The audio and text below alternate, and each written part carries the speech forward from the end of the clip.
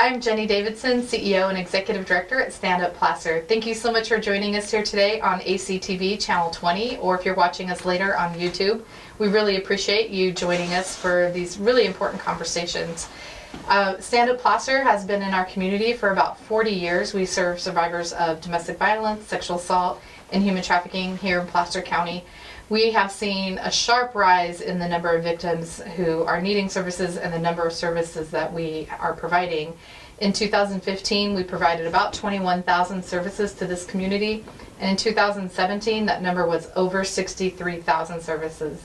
So we provide a confidential safe house in Placer County where victims can go for up to 90 days, and they can bring their children if they have children or come on their own.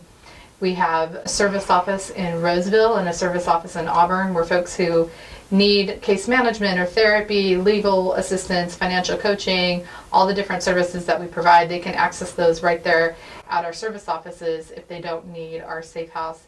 We also have a housing program for 12 to 24 months for folks who need a longer term of services. So we have a lot of services out there. We have a crisis line. If you are at any point watching this and you feel like some of this applies to you and you need help today, you can call our crisis line at 1-800-575-5352.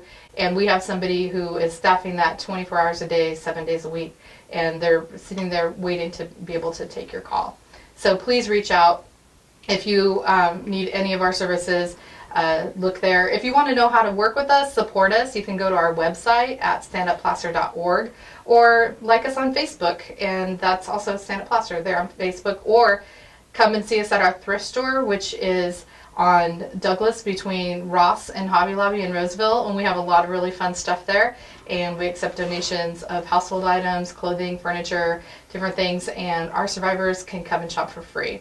So we have a lot of great things going on, a lot of great partnerships in our community, and we're here today to talk with a couple of really great guests from Kids First about how we partner with you folks and what you do over there with the amazing services that you're able to offer to the community. So thank you so much for joining us here and having this conversation. I really, really appreciate you both. And so I really want to give you a chance to introduce yourselves and maybe tell us why you're passionate about the work that you do at Kids First, and then we'll dive into the actual specifics. So we have Barbara and Louise. So why don't you tell us a little bit about yourselves? Okay, let me first tell you a little bit about Kids First. Kids First has been in existence over 30 years, or just about 30 years. We're celebrating our anniversary in 2019. And Kids First is also the Child Abuse Prevention Council of Placer County, as well as a counseling and family resource center. And there's probably 58 child abuse prevention councils in the state, along with 58 counties, and they are all run very, very differently. But the need is real, and the need is there. Internationally, over 53,000 children die every year from child abuse and neglect. Every minute, a child is reported abused or neglected. And in California, one child every day dies from child abuse and neglect. And as you may realize, that our mission is to end child abuse and neglect. And we want every child to live in a safe, healthy, nurturing environment. And that's really what we're all about. You think in Placer County, we have a great county, a great community, and it is all about community.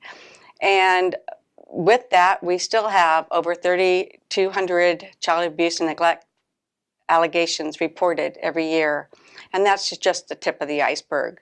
There's 1 in 10 sexual assault cases that are not reported, and 1 to 4 or 5 cases that are not reported for child abuse and neglect. The need is real, and that's what we're here for, to provide services, education, and also direct client services. And Luis Acevedo is here. He's a case manager with Kids First, and I'm going to let you let him share a little bit about some of the services that we provide. Thank you, Luis. Thank you so much. So as a case manager at Kids First, we come across a lot of individuals and family members. Some of the services that we offer are case management. We offer counseling services, and depending on the type of counseling that you need, we offer parents-child interaction therapy. We offer trauma-focused cognitive behavioral therapy, postpartum depression therapy as well. And then we also offer after-school enrichment programs for children. After school, kids can come into our offices or to our partnership agencies, and they can get services with their homework. They get social and emotional support as well. And then we have a program called Parents as Teachers, which is an in-home service where one of our trained PAT educators goes to the home and is able to help and teach parent interaction with their child in order for them to build a better attachment, in order for them to learn about child development and the milestones to celebrate of a child. And we have Fantastic. I That's love great. that. Yeah. We have, similar to Stand Up Placer, we have 2 offices servicing Placer County. One's in Auburn on Heritage Oak Avenue, 11960, and one's in Roseville, 124 Main Street. But we serve all of Placer County, and our phone number is 916-774-6802. And people can be referred by another collaborative agency or self-refer. And we served over 6,000 individuals last year, children, individuals, families, and of those, about 3,200 were children. So we love our collaborations. Placer County is a great place to collaborate, and Stand Up Placer is one of our great collaborators. That's awesome. I love the idea that just parents at home who are, maybe they're watching this right now and they have moments where they're frustrated. You know, everybody does. You don't get this owner's manual of how to parent. What do you do when you have a child who's acting up, or when you've had financial stressors, or different things like that. So they can just call you guys and Yes. self-refer and just say, you know, I don't really know what I'm doing, or I would like to, I'm doing okay, but I would like to do better. And you guys would be able to help them with that. Yeah, really, one thing to know, that if it is a real emergency and somebody's health or they're in danger, please dial 911. But otherwise, check our website, kidsfirstnow.org, and somebody can help you. And we get referrals from Stand Up Placer, we get referrals from the county, the school districts we work very close with, as well as the district attorney's office and other collaborative agencies as well. That's fantastic. And I also know that sometimes a report could come in to even Child Protective Services, Children's System of Care, that really isn't necessarily, there's not an allegation of abuse, there's just a concern. And they may not even open a case at all, but just refer that family to you to be able to get the help that they need to be able to go that next level without actually having to have any kind of official intervention. And you guys are able to help with that as well, right? Yeah, well, prevention and early intervention is one of the main things that Luis does in his office in Grading Families. Yeah, no, so glad thing you mentioned that we do differential response. So if CPS feels the need to refer them to families to us, we go to contact the parents, we go to their homes, and we try to provide our services. Like you mentioned, because it may not be something that CPS needs to get involved in. So it's really great to have that connection with the county to better support the families. That's fantastic. I love that. Really great stuff you have going on there. And you said a couple times that you are a child abuse prevention council, yes. And there are several throughout the state. What makes Kids First different? How do you work with those other agencies? And what is a child abuse prevention coordinating council? Well, child abuse prevention councils are really, over 30 years ago, they were legislated to, every county has a child abuse prevention council. Some are with the county, some may be independent like ours, and some may have family resource centers. So we have 2 parts of Kids First. One is really the Child Abuse Prevention Council, and that's a lot about educating people, mandated reporting. We've been at Stand Up Placer doing that as well as other agencies. We work with the county on that, and it's kind of a refresher course so people, see something, say something. If you see something that may be of a concern and a child may be at danger, at risk, call CPS, call law enforcement, call Kids First, see if you need help. And we provide a lot of outreach within the community. Last year we did outreach to over 11,000, almost 12,000 individuals. That you raise the awareness so people are aware of the issue. So often people don't know, or they're concerned but they don't know what to do. So we provide that outreach to them and the awareness so that they can make a difference in our communities. That's awesome. And as far as the Family Resource Center, like, can you expand on that part? The other side of what you guys do? Yeah, definitely. So the Family Resource Center, again, I want to express that everything that we offer is free of charge. There's no cost at all. And also, it's confidential. So anything that we talk about, it's going to stay between us. Of course, if there's any allegations of self-harm, child abuse, or elderly harm, we are mandated reporters, so we do have to report those things. But besides that, confidential, free of charge. And some of the services we provide, mostly all the services we also provide in Spanish. So it's a great opportunity for the Hispanic community as well. And just being able to support the families, because as a Child Abuse Prevention Council, we want to stop abuse. We also want to stop the neglect the children may get. So we try to educate, we try to advocate for the children and the families. So just the resource center that we provide, we try to do our best to be able to do a great service for the whole family. And that's where the Change Lives comes in, because that's prevention and intervention is so very important. It's been proven that if you can get upstream and prevent abuse from happening and neglect, that the cost of not catching it upstream is like $212,000 that the CDC has determined, where prevention and intervention costs about $1,200 for a child abuse case, 12 to 15, and to go through the legal system is about $128,000. So the return on investment, the amount that we can provide our families, and one thing wonderful about what Luis and the case managers do and the counselors, besides the hope that they provide, is that if we can't help them, then we have a whole resource within the community and partners like Stand Up Placer that we can provide that resource. If we had a domestic violence victim in our postpartum, which many of them are, we work with them and then we can refer them to you so they can get additional help, they can get out of their situation. And really, it's all about building community, because if Stand Up Placer can help them, if Kids First can help them, then we can build them, we can build new lives and build communities, and our communities can be better off for that. I really love that. That's something I think is a little bit unique with Placer County, is how closely nonprofits work with each other. And like us especially, I feel, I know there was a period of time where we didn't have a clinical supervisor and we were trying to hire one. And, here I am. I'm not a therapist. Like, how do I hire a clinical manager when I don't really know what they do? And you guys came along and contracted with us. So you did all of our clinical management for us for quite a long time.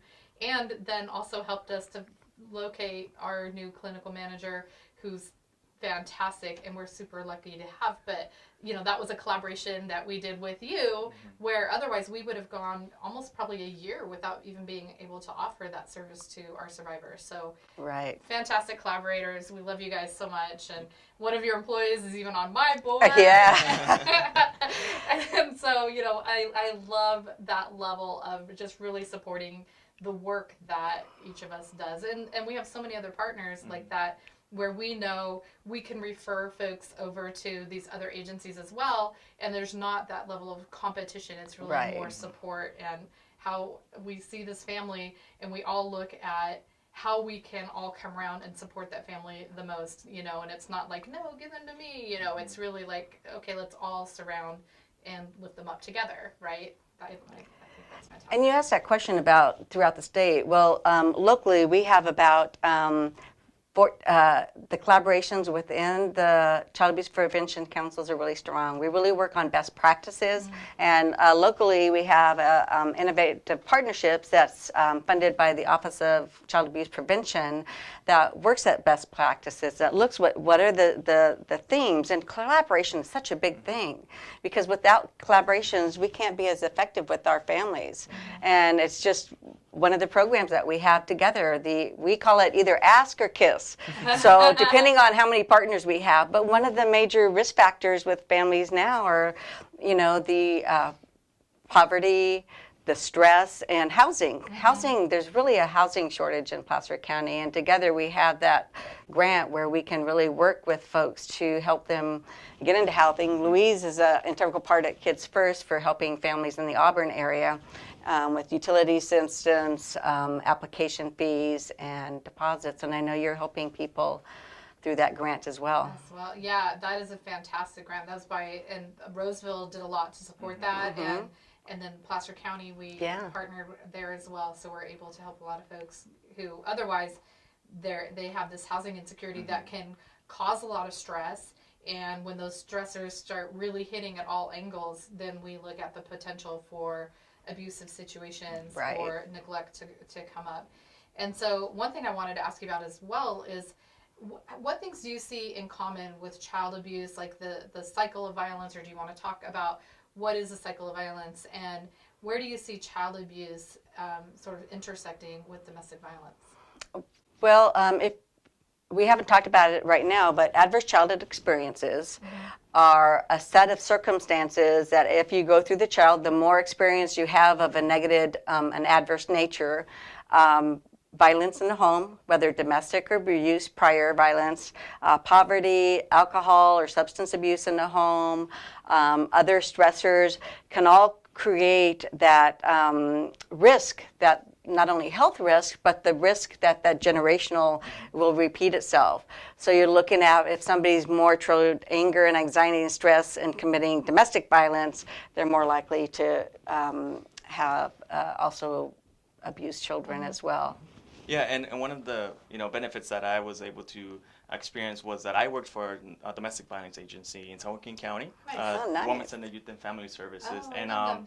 so being able to be in that department and seeing the cycle, someone can come in and say, "Oh, why don't you just leave them?" And we understand that's not how it works. It takes time, and the kids see that. They'll start to understand. Oh, is this normal? Am I supposed to be this way, behave this way? So for us, just like the parenting classes that we offer, we teach parents how to be able to parent, to help them with the tools, strengthen their parenting skills, for them to be able to show that proper way of parenting, the proper way for kids to interact with their parents. So it's there's a lot of intersection between domestic violence and child abuse preventions. So it's really beneficial to have that collaboration with you as well. Absolutely. I love that you brought up the ACEs study. Yeah. And so anybody who hasn't heard of that, Google it right now. Put this on pause. No, don't. Finish the show first. But then Google adverse childhood experiences.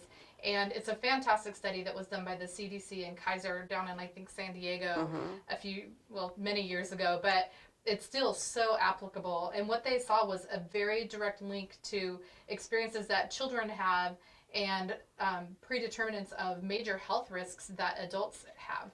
So they were able to really link together adults with things like COPD, diabetes, and suicide, heart conditions, like all these different things that are linked to having experienced something as a child.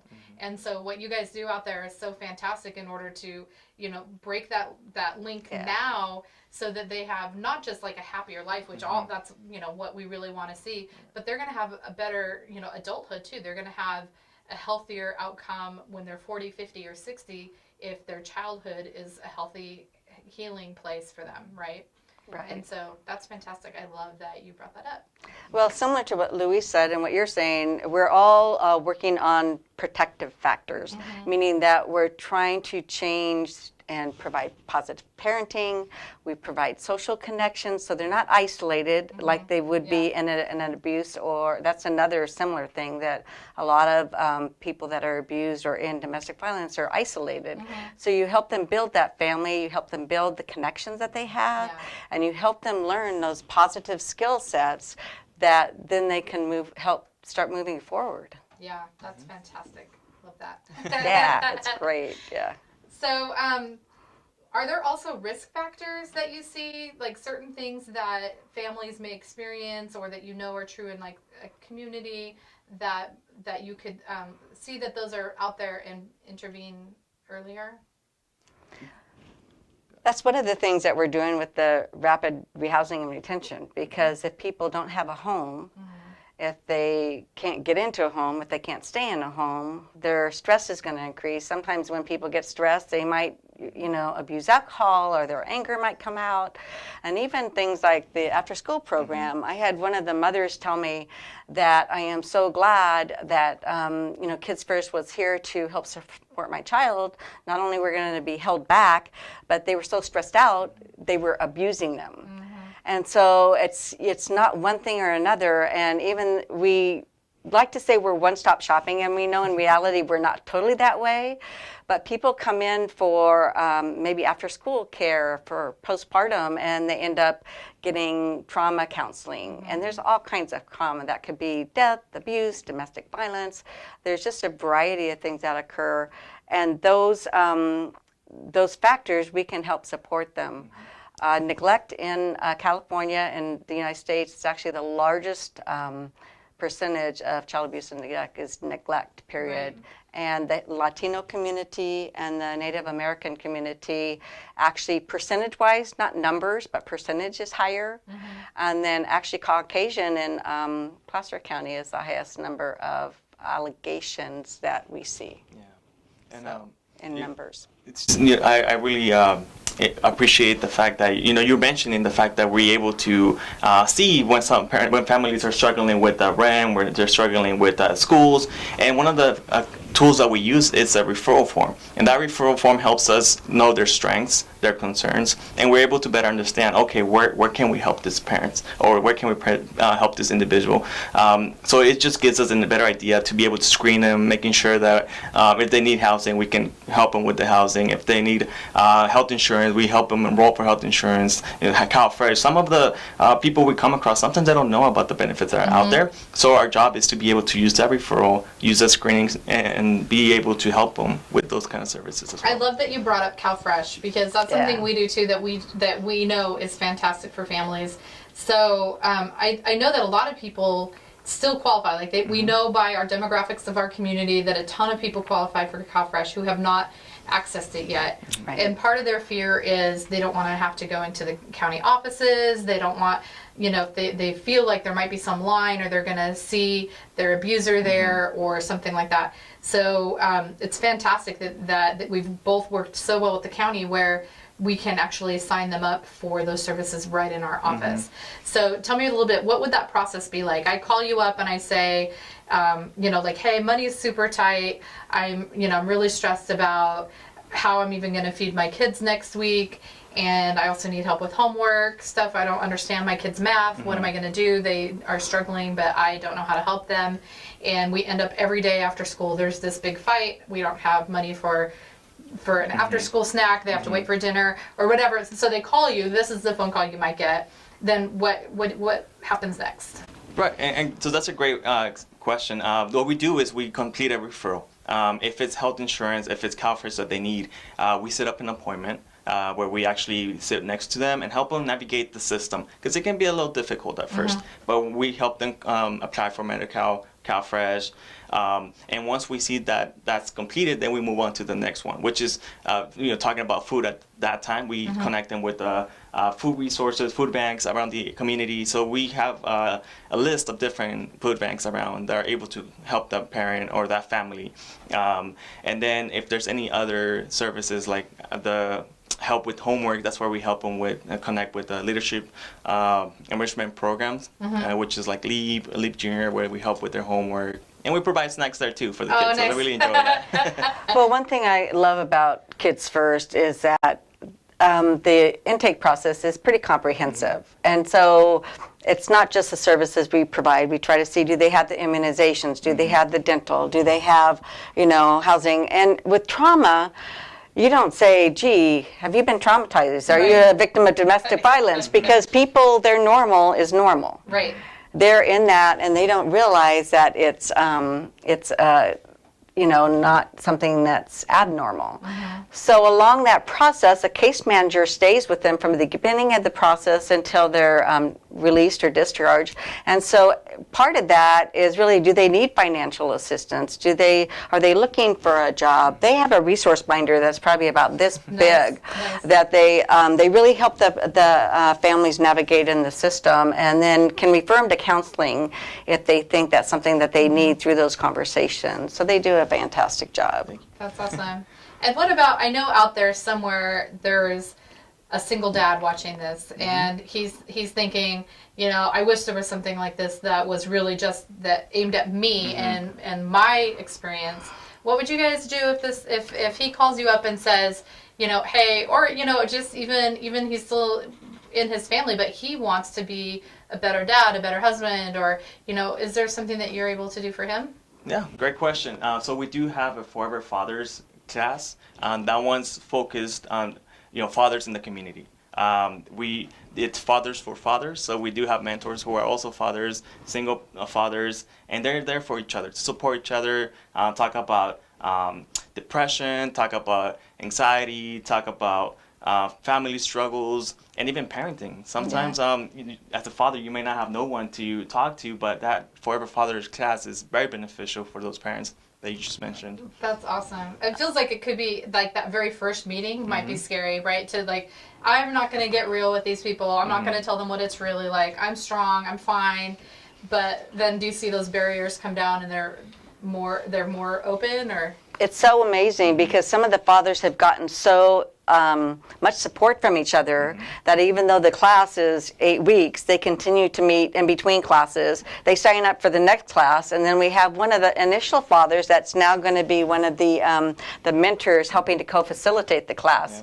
And then we've recently got a request for teen fathers because, you know, when we met with the high school, they said, well, what about teen fathers? They need that support too. Absolutely. And so it's grown from 2 classes to 3. We hold them in Auburn and Roseville, and I think there's a class starting in the fall, isn't it? Yes. So we're really excited for that. Is very exciting. I just love the stuff that you guys do. I love just being able to have these conversations and hear about all the exciting things happening at Kids First. And then another thing, do they have to have young children, or you know, like say one of their kids is 4, but they're really having a struggle with their 13-year-old. Are there services no matter the age, or how does that work? We as a family resource center, we serve children, individuals, families, and we do even have some people that are couples.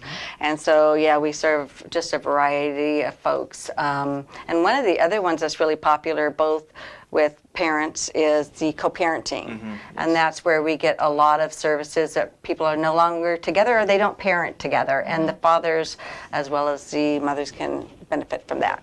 That's awesome. So they learn how, you know, after separation sometimes there can be, you know, a lot of anger, a lot of, you know, frustration. Yeah. And so how to continue to parent, but in a positive way so that the kids can still do well after a separation or divorce or doing things like that. That's awesome. I love that. Yeah. So are there any other things you want to make sure, like, oh, we forgot to tell them? I know you guys do therapy. You do so many fantastic things. Are there any, if you just have a quick little moment to say, oh, don't forget, or how to contact you if they want help?